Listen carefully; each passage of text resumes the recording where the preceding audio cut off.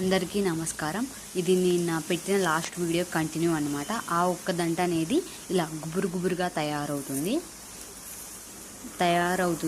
ఇలా ఇది ఒక 8 లేదా 9 అంగుళాల వరకు పెరుగుతూ ఉంటుంది. ఇలా గుబురుగా ఉంటుంది.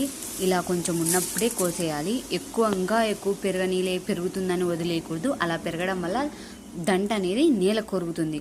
ఆ వెయిట్ అనేది ఎక్కువైపోయి ఇలా ఉన్నప్పుడు తీసుకెళ్తేనే ఎత్తుకొని వెళ్ళడానికి కూడా చాలా సులువు అవుతుంది. ఇలా ఇదిగో చూపిస్తున్నాను కదా, ఇలా నేల కొరిగిపోతుంది అన్నమాట గడ్డి మొత్తం.